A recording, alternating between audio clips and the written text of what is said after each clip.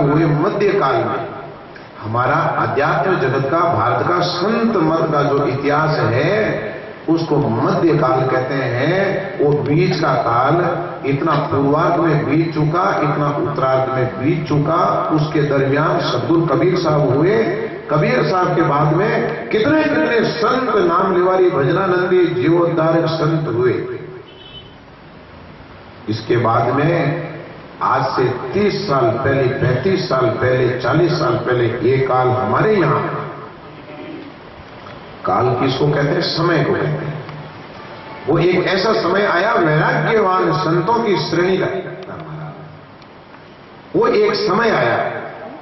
उस समय के अंदर हम चर्चा सुनते थे हम बचपन में कि एक तरफ तो स्वामी माधोदास जी महाराज ने अपने वैराग्य की प्रभा से कितने कितने लोगों को जो है संतत्व की ओर अग्रसर किया, कितने लोग वैरागी संत बने। उधर में देखे खेजड़ा जी के अंदर में पांचाराम जी महाराज हुए, उन्होंने भी वैरागी धारण किया। उनके साथ में भी कितने कितने लोग जो है संतत्व की ओर अग्रसर हो गए। ये जो हमारी परंपरा चली, उन परंपराओं के ये बहुत ही अग्रगण्य में आते हैं कि वैराग्य की दशा में व्यक्ति को ले जाए, ज्ञान योग कहते हैं। और वो ज्ञान जब व्यक्ति को उपलब्ध हो जाए, प्राप्त हो जाए, भगवान बुद्ध को ज्ञान की उपलब्धि हुई, जब तक नहीं हुई तब तक वो बड़े शांत रहते थे। लेकिन जैसे ही उनको ज्ञान हो गया और उनको लगा कि अभी शून्य से आगे कुछ भी नहीं है, इससे आगे कोई चीज है ही नहीं, कोई वस्तु है ही नहीं, उस समय उन्होंने लोगों के अंदर में अपने अनुभव को बांटना शुरू किया। धीरे धीरे धीरे धीरे धर्म का प्रचार करते करते करते करते उन्होंने अपने जीवन काल के अंदर में उस धर्म का इतना मार्ग प्रशस्त किया और इतने समृद्धवान धर्म की स्थापना की कि उनके बाद में 250 वर्ष के अंदर में वह धर्म 7 देशों के अंदर में ऐसे छा गया जैसे एक बेल धीरे धीरे धीरे धीरे ऊपर उड़ती हुई जाती है और पूरे वृक्ष पर आच्छादित हो जाती है। वैसे ही 7 देशों के अंदर में बौद्ध धर्म का प्रचार और प्रसार ऐसा हो गया कि कोई लोग वैष्णवों को भूल गए हैं, शैव शाक्त सब भूल गए, और जो हमारी परंपराएं थी उनको छोड़ करके लोग बौद्धिस्ट हो गए। संगम शरणम गच्छामि, धम्म शरणम गच्छामि, बुद्धम शरणम गच्छामि की ये हमारे देश के अंदर में ये एक आवाज उठने लगी। लेकिन कालांतर के अंदर जब ज्ञान योगियों की कमी हुई,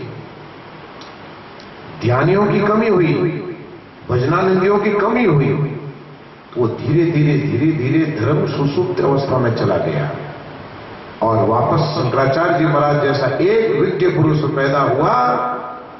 उन्होंने बौद्ध धर्म का धीरे धीरे धीरे धीरे पुनः समन किया। यह हमारा इतिहास कहता है, किंतु हम इतिहास की एक कड़ी के अंदर में चल रहे थे। हमारा इतिहास, आपका और हमारा इतिहास धर्म के मामले में कोई बहुत हजारों वर्ष पुराना नहीं है। हमारे यहां आसपास में पहले श्री रामदास जी महाराज हुए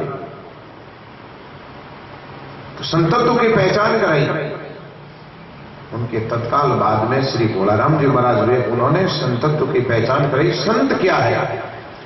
अगर हमारे इस 50-60 किलोमीटर की परिधि के अंदर में अगर ये 2 महापुरुष नहीं हुए होते तो आज अपन लोगों की दुर्लभ सत्संग नहीं मिलती भाई। अपने राम शब्द का, साहेब शब्द का उच्चारण नहीं कर रहे होते। लेकिन वो संत मिले अपने को जिससे हमारी दशा और दिशा बदल दी। दशा हमारी क्या बदल दी? अरे हम कितने देवी देवताओं का पूजन करते, एक की पूजा करते एक नाराज हो जाता भाई।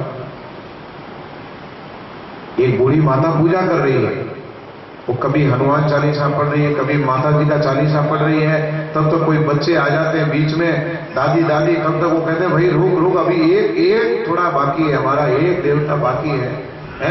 कितनी समस्याओं से होकर के लोग धर्म को भी समस्याओं में गुजार देते। लेकिन ऐसे संत मिले कि सारे के सारे झंझटों को मेट करके सत्संग का एक ऐसा महाप्रसाद अपने को प्रदान किया। उसके अंदर में बैठ करके जो गुरु दरियाओं के अंदर में नहाया उन्होंने अपने सारे पापों का शमन किया और जीवन के अंदर में उच्चता को प्राप्त हो गए। ऐसे संत अपने को मिले तो मैं समझता हूं कि अपने भाग्य को सराहा जाना चाहिए। तो ऐसे ज्ञान योगियों का अपने को साथ मिले तो ज्ञान के साथ में भक्ति जुड़ती है। ज्ञान और भक्ति का आपस में एक दूसरे का कैसा संबंध है? सापेक्ष संबंध है। एक दूसरे के बिना, अगर ज्ञान के बिना भक्ति आएगी तो भक्ति पाखंड का रूप धारण कर लेगी, और भक्ति के बिना ज्ञान आएगा तो ज्ञान अहंकार बन जाएगा। अब वैराग्य दशा के अंदर में ये दोनों चीजें साथ साथ चलती हैं। जब व्यक्ति को वैराग्य होता है तो एक शब्द का चोट हृदय के अंदर में लगता है तो व्यक्ति उस ज्ञान के आवरण को अपने भीतर में संजोता है, और धीरे धीरे वो व्यक्ति कहां जाकर के अवस्थित होता है कि वो जाकर के पुनः अपने उस आत्मिक ज्ञान को प्रकट करता है कि देखो इसके बाद में दूसरा कुछ नहीं है, एको ब्रह्म द्वितीयो नास्ति है। अब एक ब्रह्म दूसरा नहीं है, इसकी परिकल्पना किसने की? इसी की परिकल्पना करने वाले लोग इस जगत के अंदर में हो गए, और उन्होंने अपने को सूत्र दे दिया है। महाजनो ये गते से पंथा, जिस रास्ते पर महाजन जाते हैं, महापुरुष जाने की पावन प्रेरणा प्रदान करते हैं, उस रास्ते पर चलते चलो, अपने जीवन का कल्याण हो जाएगा। और अपन उस रास्ते पर नहीं चले तो भाई अपने जीवन का कल्याण नहीं है। तो ये अपने जितना योग बनता है वो सारे के सारे योग अपने जीवन काल के अंदर में महापुरुषों के जीवन से मिल जाए तो अपना सौभाग्य समझना चाहिए। मैं तो समझता हूं कि वो लोग कितने पवित्र होंगे जो ऐसे महापुरुषों के समय में अपना जीवन व्यतीत कर रहे होंगे हैं। अरे कबीर साहब के समय में वो लोग कितने पावन और पवित्र रहे होंगे कि जिन्होंने उनके समय में उनको जीवन जीने का समय मिला। वो लोग कितने पावन और पवित्र रहे होंगे जिन्होंने स्वामी श्री दादू दयाल जी महाराज के समय में जीवन व्यतीत करने का मौका मिला है। अनंत श्री दरियाव जी महाराज, श्री हरिरामदास जी महाराज, श्री रामदास जी महाराज, श्री गोलाराम जी महाराज, इन संतों के जीवन काल के अंदर में जिनको जीवन जीने का अवसर मिला वो कितने बड़े भाग्यशाली रहे होंगे। और उससे भी बड़े भाग्यशाली वो लोग रहे जो उनके शरणागत के अंदर में चले गए। और यही इतिहास आज से 50 साल बाद में होगा कि ऐसे संतों के समीप रहने वाले लोगों का जीवन कितना ऊंचा रहा होगा, जिनको ऐसे मैन साहब जैसे वैराग्यवान माधुदास जी महाराज जैसे संत मिले, उनके जीवन काल के अंदर में उनको जीवन जीने का अवसर मिल रहा हो, वो लोग कितने धन्यभागी रहे होंगे। इतिहास है, आप और हम लोग इतिहास की एक कड़ी के अंदर में, एक अध्याय के अंदर में हैं। और उस इतिहास को, उन ज्ञान योगियों को, उन ध्यान योगियों को, उन कर्म योगियों को, क्योंकि हमारा धर्म, हम सनातन धर्म से है।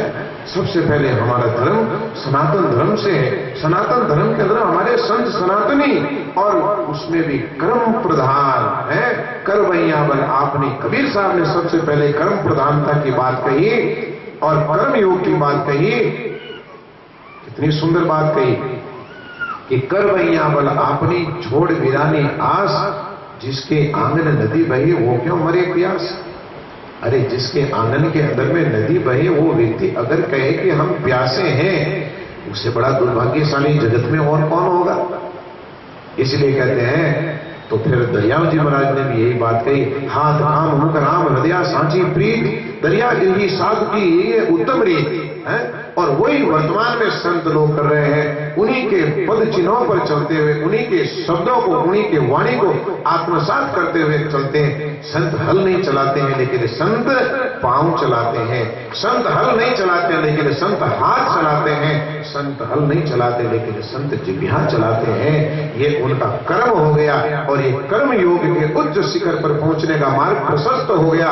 अगर संत जगत में नहीं होते हमारी क्या गति होती है। संतन होते जगत में तो जल मरता संसार, आग लगी आकाश में जर्जर गिरे अंगार। जो राग द्वेष जो देश और दुनिया के अंदर में है, हमारे यहां शांति क्यों है।